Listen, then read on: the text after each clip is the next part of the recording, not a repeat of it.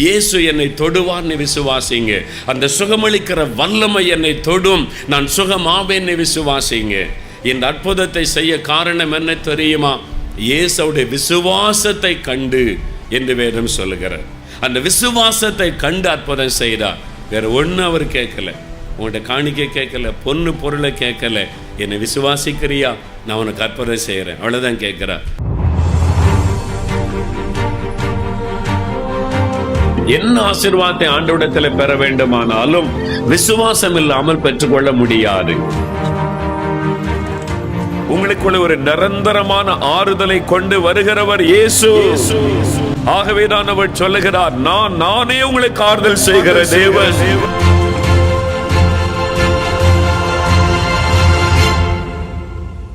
பிரியமானவர்களே, ஆண்டவராகிய இயேசு கிறிஸ்துவின் இனிதான நாமத்தில் உங்களுக்கு எங்கள் அன்பின் வாழ்த்துக்கள்.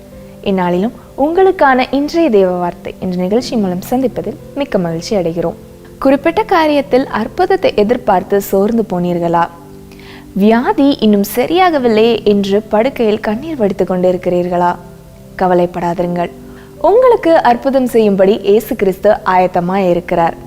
ஆகவே ஆண்டவராகிய இயேசு கிறிஸ்துவையும் அவருடைய வல்லமையும் சிலுவையில் அவர் நமக்காக செய்த தியாகத்தையும் விசுவாசியுங்கள். அற்புதம் நடப்பதை காண்பீர்கள். இப்பொழுதும் நமது அன்பு சகோதரர் மோகன் சிலாஸ்ரஸ் அவர்கள் தேவ செய்தி அளித்து உங்கள் ஆசீர்வாதத்திற்காக சிறப்பு பிரார்த்தனை ஏறெடுப்பார்கள். பரிசுத்த லூக்கா எழுதின சுவிசேஷம் 5ஆம் அதிகாரம் 17ஆம் வசனத்திலிருந்து சில வசனங்களை நான் வாசிக்கிறேன். பின்பு ஒரு நாள் அவர் இயேசு உபதேசம் பண்ணி கொண்டிருந்த போது கலிலேயா யூதேயா நாடுகளில் உள்ள சகல கிராமங்களிலும் எருசலேம் நகரத்திலும் இருந்து வந்த பரிசேயரும் நியாய சாஸ்திரிகளும் உட்கார்ந்திருந்தார்கள். அப்பொழுது பிணியாளிகளை குணமாக்கத்தக்கதாக கர்த்தருடைய வல்லமை விளங்கிற்று. இயேசு ஒரு வீட்டிற்குள்ளே உட்கார்ந்து பிரசங்கம் பண்ணி கொண்டிருக்கிறார். அவருடைய பிரசங்கத்தை கேட்க மத தலைவர்கள் வந்திருக்கிறாங்க. கிராமங்களிலிருந்து அநேக மக்கள் வந்திருக்கிறார்கள். அந்த வீடு முழுவதும் ஜனங்களால் நிறைந்திருக்கிறது. இயேசு உட்கார்ந்து அவளோடு கூட பிரசங்கம் பண்ணி கொண்டிருந்தார் என்று வசனம் சொல்லுகிறார். அந்த சமயத்தில் பிணியாளிகளை குணமாக்கத்தக்கதாக கர்த்தருடைய வல்லமை விளங்கிற்று என்று வேதம் சொல்லுகிறார். எப்படி அந்த வல்லமை வெளிப்பட்டது பாருங்க. அப்பொழுது சில மனுஷர் திமிர்வாதக்காரன் ஒருவனை படுக்கையோடு எடுத்து கொண்டு வந்து அவனை உள்ளே கொண்டு போகவும் இயேசுவுக்கு முன்பாக வைக்கவும் வகை தேடினார்கள். அந்த ஊரில் திமிர்வாதக்காரன் ஒருவன் இருந்தான். படுக்கையிலே அவன் படுத்திருக்கிறான். அவனுடைய கைகள் வளைந்திருக்கலாம், கால்கள் வளைந்திருக்கலாம். வாதத்தில் பலவிதமான வாத நோய்கள் உண்டு. அதில் திமிர்வாதம் என்பது உங்களுக்கு தெரிந்த ஒரு காரியம்தான். சிலருக்கு அப்படியே வாய் கோணிரும், கழுத்து கோணிரும், கை காலெல்லாம் அப்படியே எலும்புகள் மடங்கி விடும். அவனால் எழும்பி உட்கார முடியாது, நிற்க முடியாது, நடக்க முடியாது. திமிர்வாத நோயினால் பாதிக்கப்பட்ட அந்த மனுஷன் படுக்கையிலே கஷ்டப்பட்டு கொண்டிருக்கிறான். அப்போ சில மனிதர்கள் அவன் மீது அன்பு கூர்ந்து இவனை இயேசுவனிடத்திலே கொண்டு போனால் இவன் சுகமாகி விடுவான் என்று அவனை படுக்கையோடு தூக்கிட்டு வர்றாங்க. இயேசுக்கிட்ட கொண்டு போகலாம், இயேசுவுக்கு முன்னால் வச்சா போதும் இவன் சுகமாகி விடுவான் என்று கொண்டு வருகிறார்கள். ஆனால் ஜனங்கள் கூட்டமாக இருக்கிறாங்க. வீட்டுக்குள்ளே ஜனக்கூட்டம், வாசலில் ஜனக்கூட்டம், வீட்டை சுற்றிலும் ஆட்கள் இயேசு பிரசங்கம் என்றது கேட்டுக்கொண்டிருக்கிறார்கள். அதனால் இவங்களால் ஜனக்கூட்டத்துக்குள்ளே அந்த மனிதனை தூக்கி கொண்டு இயேசுக்கு அருகில் போக முடியவில்லை. உடனே அவங்க யோசித்தாங்க, ஐயோ பாவம், இயேசுவிடத்தில் கொண்டு வந்த முடியவில்லை என்று திருப்பி கொண்டு போகவில்லை. வேதம் சொல்லுகிறது, ஜனக்கூட்டம் மிகுதியாக இருந்தபடியால் அவனை உள்ளே கொண்டு போகிறதற்கு வகை காணாமல் வீட்டின் மேல் ஏறி தட்டோடுகள் வழியாய் ஜனங்களின் மத்தியில் இயேசுவுக்கு முன்பாக அவனை படுக்கையோடு இறக்கினார்கள். வீட்டுக்கு மேலே ஏறினாங்க. மாடிப்படியில் ஏறி போனால் அந்த வீடு தட்டோடுகள் போட்ட வீடு. அந்த ஓட்டெல்லாம் பிரித்து ஒரு துவாரம் உண்டாக்கி அந்த வீட்டு மேல் கூரையிலிருந்து அவனை இயேசுவுக்கு முன்னால் படுக்கையோடு கூட கயிறு கட்டி இறக்கி விட்டார்கள்.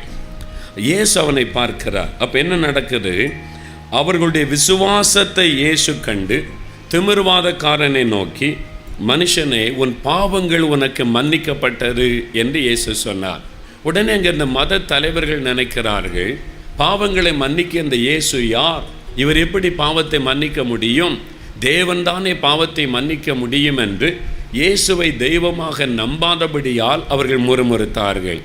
அப்பொழுது இயேசு சொல்லுகிறார், பூமியிலே பாவங்களை மன்னிக்க மனுஷகுமாரனாகிய எனக்கு அதிகாரம் உண்டு. தான் இந்த உலகத்தில் வந்த இறைவன் என்பதை ஆண்டவர் வெளிப்படுத்தி அவருடைய சிந்தனைகளை அறிந்து ஆண்டவர் அப்படி பேசிவிட்டு ஆண்டவர் சொல்லுகிறார், அந்த திமிர்வாதக்காரனை பார்த்து சொல்லுகிறார், நீ உன் படுக்கையை எடுத்துக்கொண்டு உன் வீட்டுக்கு போன்னு ஒரு வார்த்தை இயேசு சொன்னார். உடனே அவன் சுகமாகி எழுந்து அந்த படுக்கையை சுமந்து கொண்டு அவன் இயேசுவை மகிமைப்படுத்தி விட்டு வீட்டுக்கு போனான். அதனாலே எல்லாரும் ஆச்சரியப்பட்டு தேவனை மகிமைப்படுத்தினார்கள். அல்லாமலும் அவர்கள் பயம் நிறைந்தவர்களாகி அதிசயமான காரியங்களை இன்று கண்டோம் என்றார்கள். இன்றைக்கு அதிசயமான காரியங்களை கண்டோம் என்றார்கள். இன்றைக்கு இந்த இடத்துல அதிசயங்கள் நடக்க போகிறது. இயேசு அதிசயங்களை செய்கிற தேவன், அற்புதங்களை செய்கிற தேவன். ஒரு அதிசயத்தை நீங்கள் பார்க்க போகிறீர்கள். அல்லேலூயா. பாருங்க, இந்த மனுஷனை கொண்டு வர்றாங்க, இயேசுவனை கொண்டு வர்றாங்க. வீட்டுக்குள்ளே போக முடியல. உடனே மாடியில் ஏறி ஓட்டை எல்லாம் பிரித்து அந்த வீட்டுக்குள்ளே இறக்குறாங்க. கொஞ்சம் யோசித்து பாருங்கள், உங்கள் வீட்டில் இயேசு இருந்து அந்த ஓட்டெல்லாம் ஒருத்தர் கலட்டினா நீங்கள் என்ன பண்ணுவீங்க? யாருடா எங்கள் வீட்டை உடைக்கிறது? நாங்கள் எவ்வளோ கஷ்டப்பட்டு வீடு கட்டி இருக்கிறோம். ஒரு வீடு கட்டுற கஷ்டம் யாருக்கு தெரியும்? வீட்டெல்லாம் உடைக்கிறியன்னு சண்டைக்கு போயிருப்பான்ல. ஆனால் அந்த வீட்டுக்காரன் யாரும் சண்டைக்கு போகவே இல்லை. வீட்டையே திறக்கிறாங்க, மேல் கூரையை பிரித்து எடுத்து ஓட்டை எடுத்து ஒரு ஆளையை உள்ளே இறக்குறாங்க. யாரும் ஒன்றும் பதில் சொல்லலை. ஏன்? இயேசு அங்கே இருந்தா. அல்லேலூயா. இயேசு அங்கே இருந்ததுனால வீட்டையே உடைச்சி ஒரு ஆளை இறக்குறாங்க. ஒருத்தர் அந்த வீட்டுக்காரங்க கூட ஒன்றும் பேசலை, அமைதியாக இருக்கிறாங்க. எல்லாரும் பார்க்குறாங்க, ஒரு திமிர்வாதக்காரனை இயேசுக்கு முன்னால் இறக்கி வச்சுட்டாங்க. மேலேருந்து அவங்க பார்க்குறாங்க, இயேசு அவங்கள பார்க்குறாரு. இவங்க இந்த மனுஷனை கொண்டு வந்து எனக்கு முன்னால் வச்சுருக்கிறாங்களேன்னு பார்க்கிறார். இயேசு கோவப்பட்டாரா? ஒரு வீட்டையே பாழ் பண்ணுறீங்களாப்பா, நான் தான் வெளியே வந்து சுகமாக்கிறேன் அப்படி சொன்னாரா? ஒன்றும் சொல்லலை. வேதம் சொல்லுகிற அவருடைய விசுவாசத்தை இயேசு கண்டாராம். ஆண்டவருடைய வார்த்தை சொல்லுகிறது, அவருடைய விசுவாசத்தை இயேசு கண்டார்.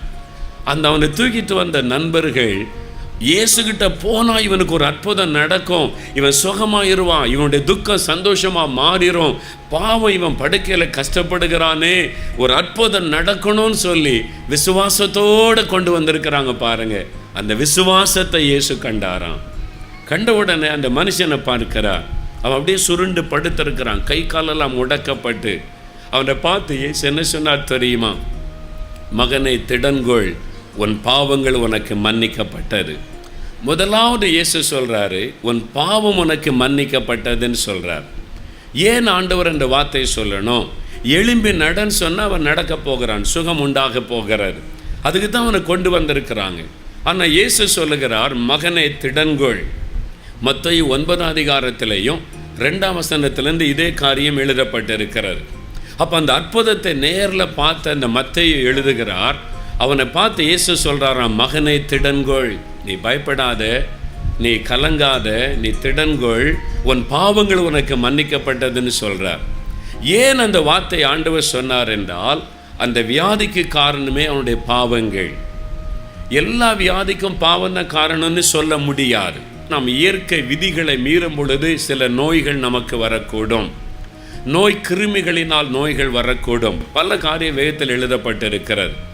சில பாவங்கள் வியாதியை நம் சரீரத்தில் கொண்டு வரும். இவன் வியாதிப்பட்டதற்கு காரணம் இவனுடைய பாவம். அதனால தான் அவன் வியாதிப்பட்டு படுக்கையில் இருக்கிறான். அதனால் தான் இயேசு சொல்லுகிறார், இவனுடைய பாவம் மன்னிக்கப்பட்டால் தான் இவன் சுகமாக்கப்பட முடியும். அந்த தடை மாறினால்தான் ஒரு அற்புதம் இவன் வாழ்க்கையிலே நடக்க முடியும். அதனால தான் அப்போ தான் அவனுக்கு சமாதானம் உண்டாக முடியும். அதனால் இயேசு சொல்லுகிறார், மகனை திடன்கொள், உன் பாவம் மன்னிக்கப்பட்டது. இயேசு ஏன் அப்படி திடன்கொள் என்று சொல்லுகிறார்? இவனுக்கு தெரியும், தன்னுடைய பாவத்தினால தான் இந்த வியாதி என்று அவனுக்கே தெரியும்.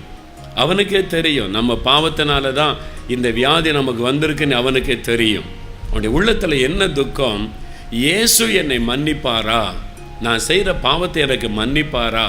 அல்லது அவர் தீர்க்கதரிசி ஆயிற்றே, நான் செய்கிற பாவம்லாம் அவருக்கு தெரியுமே, நீ பாவியான மனுஷன், நீ பாவத்திற்கு ஏற்ற தண்டனை அனுபவிக்கிறாய் என்று என்னை புறக்கணித்து விடுவாரோ என்கிற பயம், பாவத்தை குறித்த உணர்வு இருந்தது, என் பாவம் மன்னிக்கப்படுமான ஏக்கம் இருந்தது. அதனால இயேசு அவனை பார்த்து சொல்றார், மகனே நீ திடன்கொள். அவன் அன்பாய் எப்படி சொல்றார், மகனேன்னு சொல்லுகிறார். அவனுக்கு இயேசு விட வயசு அதிகம் கூட இருந்திருக்கலாம். ஆனால் ஆண்டவர் அவன் என்ன சொல்றார், மகனேன்னு சொல்றார். நாம் எல்லாருமே தேவனுடைய பிள்ளைகளாக இருக்கிறோம். அல்லேலூயா. இயேசுவுக்கு பேரம் பேத்தி இல்லாமல் கிடையாது. 60 வயசு ஆனால் கூட உங்களை மகளேன்னு தான் சொல்லுவார், மகனேன்னு தான் சொல்லுவார். நாம் தேவனுக்கு எல்லாரும் பிள்ளைகளாக இருக்கிறோம். அல்லேலூயா. அவர் நம்மை தான் பிள்ளைகளாக நேசிக்கிறார். அவனை பார்த்து அவனுடைய பாவத்தின் நிமித்தம் அவனை வெறுக்கவில்லை, அவனை மகனேன்னு கூப்பிடுகிறார். உன் பாவம் மன்னிக்கப்பட்டதுன்னு சொல்லுகிறார். அவனுக்குள்ள ஒரு பெரிய சந்தோஷம். அந்த இயேசு என்னை ஏற்றுக்கொண்டார். இந்த ஊழியத்தின் ஆரம்ப காலத்தில் பல ஆண்டுகளுக்கு முன்னால் ஒரு ஐயா கூட்டத்துக்கு வருவார். நான் அவர் அடிக்கடி பார்த்துருக்கேன். கூட்டம் முடிஞ்ச உடனே ஜெபம் பண்ணிட்டு போவார். ரொம்ப பக்தி உள்ள ஒரு மனிதர், கிறிஸ்தவர் தான், பக்தி உள்ள மனிதர். ஒரு கிராமத்திலேருந்து வருவார். நல்ல வேலை செய்து கொண்டிருந்தார். மனைவி பிள்ளைகள்லாம் இருக்கிறாங்க. ஆனால் கூட்டத்துக்கெல்லாம் வந்து ஜெபிச்சுட்டு போனால் கூட ஏதோ ஒன்று இழந்த மாதிரி துக்கத்தோடே இருப்பார். ஒரு பெரிய சந்தோஷம், மகிழ்ச்சி அது மாதிரி இருக்க மாட்டார். அவருக்கு தெரியும் ஏதோ ஒரு துக்கம் உள்ளத்தில் இருக்குதுன்னு சொல்லி. ஒரு நாள் என்னை பார்க்க நம்முடைய ஆஃபீஸுக்கு வந்தார். வந்து ஐயா உங்கள்கிட்ட நான் தனியாக கொஞ்சம் நேரம் பேசணும் என்று சொன்னார். சரி வாங்க என் ரூமில் உட்காந்து பேசலான்னு என்னுடைய ரூமில் கூட்டு உட்கார வச்சேன். உங்களுடைய என்ன காரியம் ஐயான்னு கேட்டேன். கண்ணீர் விட்டு அழுதார். சிறு பிள்ளை மாதிரி அவர் அழுதார். ஏங்கி ஏங்கி அவர் அழுதார். வயசான ஒரு ஐயா, நல்ல வேலை செய்து கொண்டு மதிப்பு மரியாதையோடு இருக்கிற ஒரு ஐயா. அப்போ நான் கேட்டேன், என்னையா உங்களுக்கு பிரச்சனைன்னு சொல்லி. அவர் சொன்னார், ஐயா நான் பக்தியுள்ள ஒரு கிறிஸ்தவன் தான். பாருங்க, ஞாயிற்றுக்கிழமை சர்ச்சுக்கு போகிறேன், பக்தியோடு இருக்கிறேன், கூட்டத்துக்கெல்லாம் நான் வர்றேன். ஆனால் சில வருஷத்துக்கு முன்னால் நான் செய்கிற ஒரு பாவம் என்னை தொடர்ந்து வருது. யாருக்குமே தெரியாது, என் மனைவிக்கு தெரியாது, என் பிள்ளைகளுக்கு தெரியாது. எல்லாரும் என்னை நல்ல பக்தி உள்ள கிறிஸ்தவன் தான் நினச்சிக்கிட்டு இருக்கிறாங்க. ஆனால் என் வாழ்க்கை எனக்கு தான் தெரியும். என் அந்தரங்க வாழ்க்கையில் நான் பாவம் செய்துட்டேன் ஐயா. இப்போ வயசாயிட்டு பலனெல்லாம் போயிட்டு இப்போ அந்த பாவத்தை நான் செய்கிறது இல்லை. ஆனால் முன்னால் நான் செய்கிற அந்த பாவம் என்னை தொடர்ந்து வருது. எப்படி சொல்கிறீங்கன்னு கேட்டேன். எனக்கு சமாதானம் இல்லை. என் பிள்ளைகள் என் வாழ்க்கையெல்லாம் பார்க்கும்போது நிறைய ஆசீர்வாதம் தடைப்பட்டு நிற்குது. என் மனசாட்சி என்னை வாதிக்குது. என் மனசாட்சி, என் உள்ளமே என்னை வாதிக்குது. நீ பாவி, நீ இந்த பாவத்தை செய்திருக்கிற பார், அதான் உன் குடும்ப பிள்ளைகள்லாம் பாதிக்கப்படுறாங்க. என் மனசாட்சியே என்னை வாதிக்குதுய்யா. நான் பக்தியோடு சர்ச்சுக்கு வந்தாலும் கூட்டத்துக்கு வந்தாலும் எனக்கு நிம்மதி இல்லை, ஒரு சமாதானம் இல்லை. எனக்கு தெரியும் நான் செய்கிற பாவம்தான், வேறு யாருக்குமே அது தெரியாதுய்யா அப்படின்னு சொன்னார். ஆனால் ஆண்டவருக்கு தெரியும். இப்போ உங்ககிட்ட நான் சொல்லிருக்கேன் அப்படின்னு சொன்னார். இப்போ நான் அவரை பார்த்து சொன்னேன், ஐயா எல்லா பாவத்தையும் இயேசு சிலுவையில் சுமந்துட்டார். அவர் பாவின்னு யாரையும் புறம்பே தள்ள மாட்டார். ஆனால் ஒரே ஒரு காரியம் இயேசு சொல்றார், தன் பாவத்தை மறைக்கிறவன் வாழ்வடைய மாட்டான், அறிக்கை செய்து விட்டு விடுகிறவன் இறக்கம் வருவான்.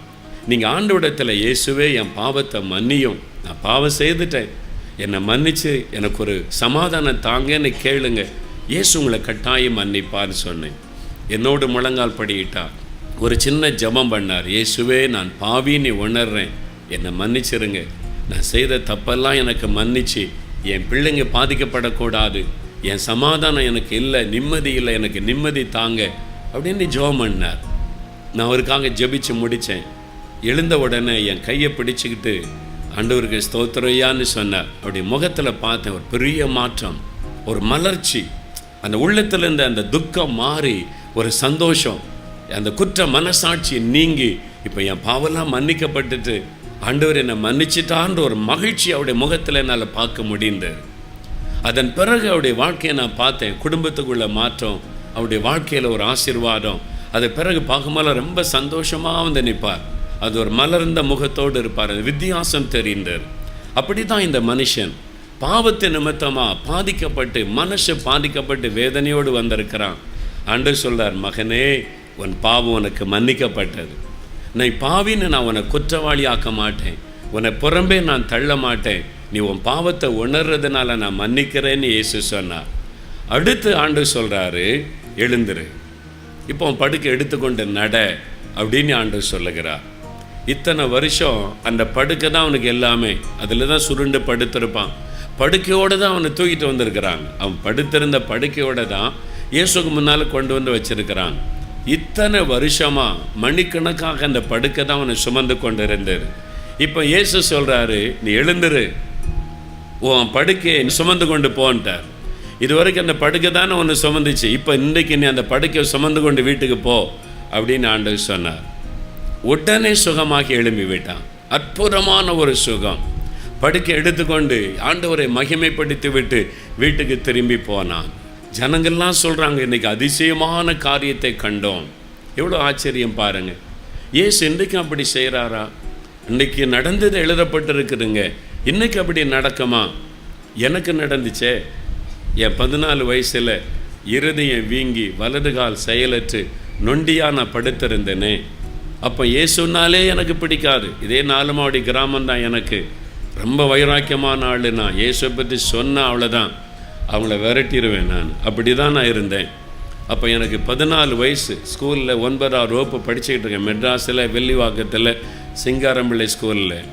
நடக்க முடியாமல் ஆயிட்டு, வலது கால் செயலற்று நொண்டியாக படுத்திருந்தேன். வீட்டில் பாடியில் நாங்கள் இருந்தோம். முன்னால் எங்கள் அப்பாவுக்கு பாத்திர கடை, பின்னால் எங்களுடைய வீடு.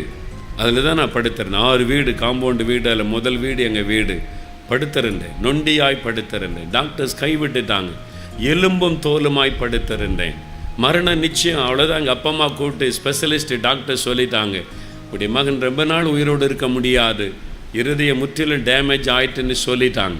அப்போ மரணம் நிச்சயம்ன்ற நிலைமையில் எங்கள் வீட்டுக்குள்ளே ஒரு மரண படுக்கை. யோசித்து பாருங்கள், அந்த வீடு நிம்மதியாக இருந்திருக்குமா? ஒரு சந்தோஷம் இருந்திருக்குமா? ஒரு மரண வீடு போல் எங்கள் வீடு இருந்தது. சில மாதங்கள் அந்த வேதனை. அப்போ தான் ஒரு கிறிஸ்தவ சகோதரர் எங்கள் கடையில் எங்கள் அப்பாவோட ஜாமான் வாங்க வந்ததில் பழகினவர். அவர் நான் நோய் வாய்ப்பட்டிருப்பதை கேள்விப்பட்டு விசாரிச்சுட்டு போக வீட்டுக்கு வந்தார். எங்கள் அம்மா அவரை பார்த்து அழுதாங்க கண்ணீரோடு. என் மகனை எல்லாரும் கைவிட்டுட்டாங்க, என் மகன் செத்துருவான்னு டாக்டர் சொல்கிறாங்க, நீ ஜெபம் பண்ணுவியா, என் மகனுக்காக ஜெபிப்பியான்னு சொன்னாங்க. அவர் உடனே பாருங்கள், லூகாஸ் டிவிஎஸ் கம்பெனியில் வேலை செய்து கொண்டிருந்தவர். அவர் ஒரு பாஸ்டரும் அல்ல, ஊழியரும் அல்ல, ஒரு வேலை செய்து கொண்டிருந்தவர். நான் ஜெபம் பண்ணுறேன், ஏசு அற்புதம் செய்வார்னு சொன்னார். அப்போ என் படுக்கை பக்கத்தில் முழங்கால் படிக்கிட்டா. எங்கள் வீட்டுக்குள்ளே அப்போ ஒருத்தரும் கிறிஸ்தவங்க கிடையாது. எல்லாம் பயபக்தியாக நிற்கிறாங்க, இயேசு சுகமாக்கிறட்டும் அப்படின்னு சொல்லி. அவர் கரமுயர்த்தி ஜெபித்தார். ஜெபிக்கும்போது எங்கள் வீட்டுக்குள்ளே இயேசு வந்தார். இயேசு வந்தார், எங்கள் வீட்டுக்குள்ளே இயேசு வந்தார். அன்பானவர்கள், எப்படி நான் அதை உணர்ந்தேன். நான் இயேசுவை நம்பாத ஆள், கண்ணை திறந்து வேடிக்கை தான் பார்த்து கொண்டு இருந்தேன். நான் இயேசுவை நோக்கி ஜெபமே பண்ணல. எங்கள் அம்மா தான் எனக்காக கண்ணீரோடு ஜெபிச்சாங்க. நான் சும்மா வேடிக்கை பார்த்து கொண்டு இருந்தேன். ஆனால் அந்த ரூமுக்குள்ளே யாரோ வர்றது என்னால் அது உணர முடிந்தது. உங்கள் வீட்டில் நீங்கள் தனியாக இருக்கும்போது கண்ணை மூடி சும்மா உட்காந்துருங்க. யாராவது அந்த ரூமுக்குள்ளே நடந்து அவங்களால ஃபீல் பண்ண முடியும், உங்களால் உணர முடியும் யாரோ வர்றாங்கன்னு. அதே மாதிரி நான் உணர்ந்தேன், யாரோ இந்த ரூமில் வர்றாங்க, என் படுக்கை பக்கத்தில் வர்றாங்கன்னு நான் உணர்ந்தேன். அப்போ என் கண்ணில் இந்த கண்ணீராவடி ஆரம்பித்தோம். பயம், தெய்வீக பயம், ஏதோ இங்கே நடக்குதுன்னு சொல்லி. அவர் சொல்கிறார், இயேசுவே தொடும் அப்படின்னு ஜெபிக்கும்போது ஒரு கரம் என்னை தொட்டார். இந்த தோள் பகுதியில், வலது தோள் பகுதியில் ஒரு கை தொடுவதை நான் உணர்ந்தேன். அப்போ ஒரு வல்லமை அப்படியே என் கால் வழியாக இப்படியே பாய்ந்து போகுது. என்னால் உணர முடியும். நான் எக்ஸ்பீரியன்ஸ், அந்த வல்லமை நான் உணர்ந்தேன். உடனே நான் படுக்கையில் எழுந்து அமர்ந்துட்டேன். அடுத்த நிமிஷம் என் கால் சரியாக எழுந்து உட்கார்ந்தேன். ஜெபம் முடிச்சுட்டு அவங்க கண்ணை திறந்து பார்க்குறாங்க. நான் எழும்பி உட்கார்ந்துட்டு நான் எலும்பும் தோலுமாக இருந்தேன். பல மாதங்கள் அந்த நோய் படுக்க. நான் மெதுவாக அப்படி எழும்பி நின்று நடக்க ஆரம்பித்தேன். நடக்க முடிந்தது. வீங்கி இருந்தேன், இருதய நார்மலாய் மாறிவிட்டது. அற்புதம். அப்போ 2000 வருஷத்துக்கு முன்னால் இயேசு அற்புதம் செய்தாரே, இன்றைக்கு நடக்குமான எனக்கு செய்தாரே. அதனால தான் நான் அவரை குறித்து பிரசங்கம் பண்ணுறேன். எனக்கு செய்தார். இயேசு என்னை சந்திக்காமல் இருந்திருந்தா என் கல்லறை தான் இன்றைக்கு உலகத்தில் இருந்திருக்கும். என்னை நேசித்து நான் அவரை நம்பலை, அவரை தூஷித்தேன். ஆண்டவர், நீ உனக்கு எனக்கு என்ன சம்பந்தம்னு ஆண்டவர் போகலை, எனக்கு கூட அற்புதம் செய்தார். அப்போ உங்களுக்கு செய்ய மாட்டாரா? இன்றைக்கு அவர் செய்வார். இன்றைக்கு அவர் உங்களுக்கு செய்ய போகிறார். உங்களை தொட போகிறார். உங்களுக்கு அற்புதம் செய்ய போகிறார். கண்கள் பாதிக்கப்பட்டவங்களுக்கு கண்ணில் பார்வை கொடுக்க போகிறார். இன்றைக்கு இப்போ நடக்க போகிறது. இப்போ நம்ம ஜெபிக்கும் போது இயேசு உங்களை தொட போகிறார். அவருடைய வல்லமை இங்கே பிரசன்னமாகி இருக்கிறது. நான் இதை ஆவியிலே உணர்கிறேன். ஆண்டவருடைய சுகமளிக்கிற வல்லமை இங்கே பிரசன்னமாகி இருக்கிறது. இப்பொழுது ஆண்டவருடைய வல்லமை தொட்ட உடனே சுகம். அவன் சுகமானான், எழும்பி நடந்துட்டான். அற்புதமான சுகம். நொண்டியா கிடந்த எனக்கு அற்புத சுகம் கொடுத்தார். உங்களை சுகமாக்குவார். பயப்படாதங்க. எந்த வியாதியா இருக்கட்டும், இயேசு இலவசமாய் சுகம் தருவார். இப்போ அவருடைய வல்லமை உங்களை தொட போகிறது. நீங்கள் சுகமடைய போறீங்க. அது எந்த நோயா இருக்கட்டும், ஒரு அற்புதமான மாற்றம் உண்டாகும். விசுவாசிங்க. இன்றைக்கு இயேசு என்னை தொடுவார்னு விசுவாசிங்க. அந்த சுகமளிக்கிற வல்லமை என்னை தொடும், நான் சுகமாவேன்னு விசுவாசிங்க. இந்த அற்புதத்தை செய்ய காரணம் என்ன தெரியுமா? இயேசுவுடைய விசுவாசத்தை கண்டு என்று வேதம் சொல்லுகிறார். அந்த விசுவாசத்தை கண்டு அற்புதம் செய்தார். வேற ஒன்று அவர் கேட்கல. உங்கள்கிட்ட காணிக்கை கேட்கல, பொண்ணு பொருளை கேட்கல. என்னை விசுவாசிக்கிறியா, நான் உனக்கு அற்புதம் செய்கிறேன், அவ்வளோதான் கேட்குறார். என்னிடத்தில் வல்லமை உண்டு நீ விசுவாசிக்கிறாயா? ஒரு குருடன் வந்து கூப்பிட்றான், இயேசுவே தாவீதின் குமாரனே எனக்கு இறங்கும். இயேசு அவனை பார்த்து, எனக்கு என்ன காணி கொண்டு வந்த? இயேசு அதை கேட்கல. அவர் என்ன கேட்டார் தெரியுமா? இதை செய்ய என்னிடத்தில் வல்லமை உண்டு நீ விசுவாசிக்கிறியா, நான் உன்னை சுகமாக்குவேன்னு எனக்கு நீ விசுவாசிக்கிறியான்னு கேட்டார்.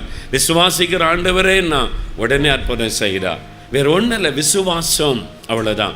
இயேசு என்னை தொடுவார், இப்போ என்னை குணமாக்குவான்னு விசுவாசிங்க, உடனே அற்புதம் நடக்கும். நீங்கள் விசுவாசிக்கிறீங்களா? இன்றைக்கு இயேசு என்னை குணமாக்குவான்னு விசுவாசிக்கிறீங்களா? இயேசு என்னை தொடுவார்னு விசுவாசிக்கிறீங்களா? அப்போ ஆண்டவர் அற்புதம் செய்வார்.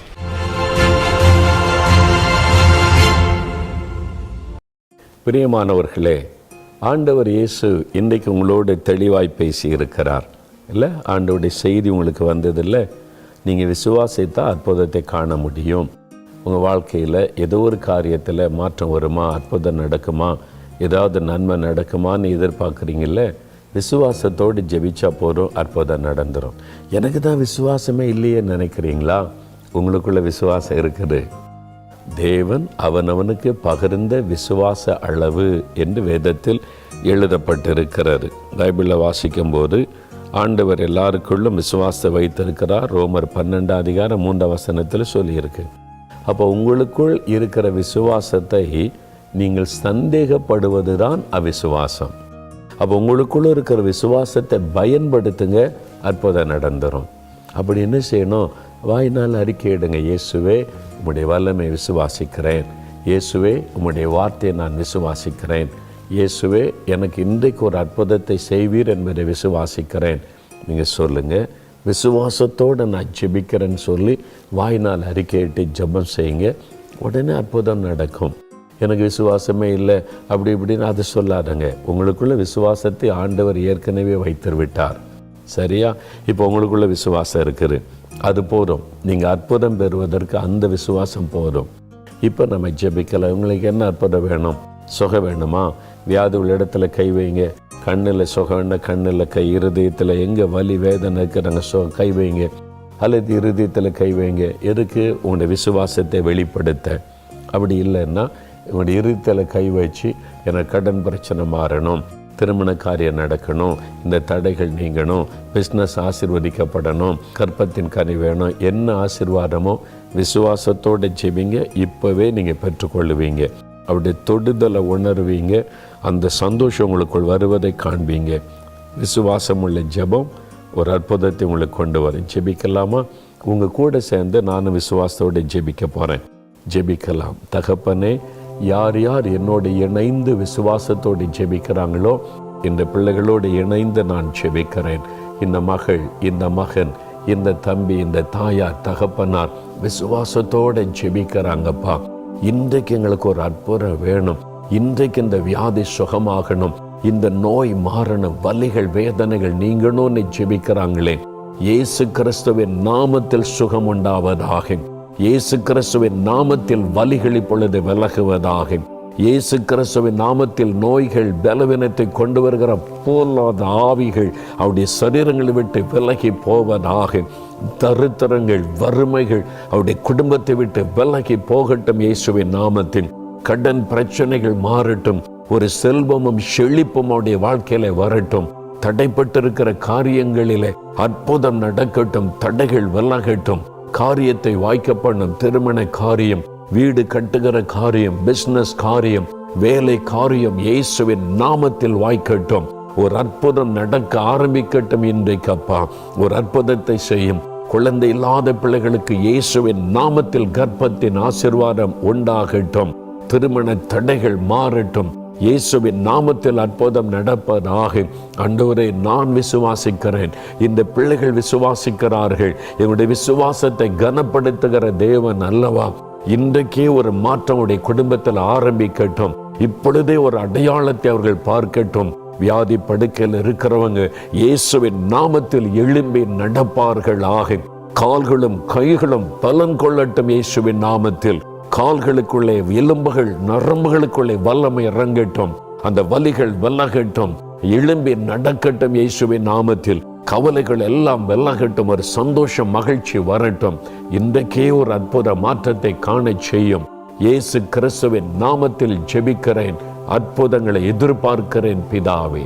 ஆமேன், ஆமேன். அன்பார்ந்தவர்களே, தேவ செய்தியை கேட்டீர்களா?